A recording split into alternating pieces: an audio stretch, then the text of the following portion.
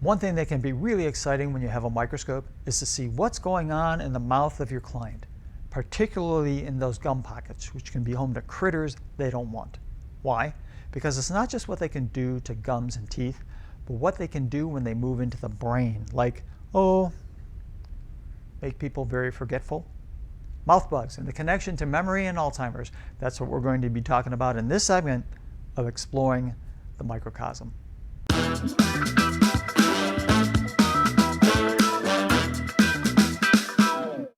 Hi, this is Steve of Biomedics. Before I get started, if you are watching this on YouTube, please hit the subscribe button. And if you've landed on this video visiting a social media page, please follow us and tell your friends. Now, when we turn our microscopes to viewing what is going on in the mouth, we might see something like this. I put this video up on YouTube a while back, and I will just play a segment of it here. Spirochete invasion. This is what it looks like under the microscope. When this gingival sample came up at a recent workshop, a returning attendee shared her story from an earlier class. For years, this practitioner had a persistent irritation in the molar area on one side of her mouth. She told her dentist on several occasions about it, and he would check the tooth area, do a cleaning, and state that everything looked okay. But every time, the problem never went away. When she came to our workshop and was shown how to get a gingival sample from that side of her mouth, lo and behold, she saw her own spirochete invasion. She was taught how to do a specific protocol, and in one day, those spirochetes vanished. And her tooth issue vanished as well, and in 3 years since that class, it has never returned. What we are looking at here is a great example of what people can have lurking in their mouths that can negatively impact health. Oral spirochetes have been implicated in diabetes, Alzheimer's, and cardiovascular disease, to name a few issues.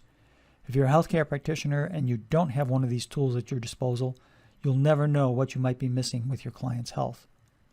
The large round globules highlighted here have an appearance inside that is reminiscent of biofilm and L-form bacteria. The form of microscopy that we are using to get this incredible spirochete imaging is phase contrast. We're using a non-oil objective, and to get this level of performance, you really need the superior optics of the type you will find on our core Olympus systems. So those spirochete critters we saw are T. denticola. Another you will often see together with these are L. soburium and P. gingivalis. Here is a micrograph showing these together.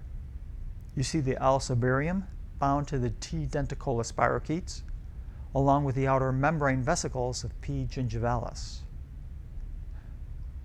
So what does this have to do with the brain? Well, in a paper published in the Neurobiology of Aging, they showed a link between periodontal bugs like these and the accumulation of plaques in the brain. And in a Science Advances paper, they showed how P. gingivalis itself was identified in the brains of Alzheimer's patients. This is huge. How many people today are aging and having these little memory moments? Do you have clients with memory issues? You might want to discover what's going on in their mouth by just taking a look. And with the help of natural protocols, you can take these buggers out.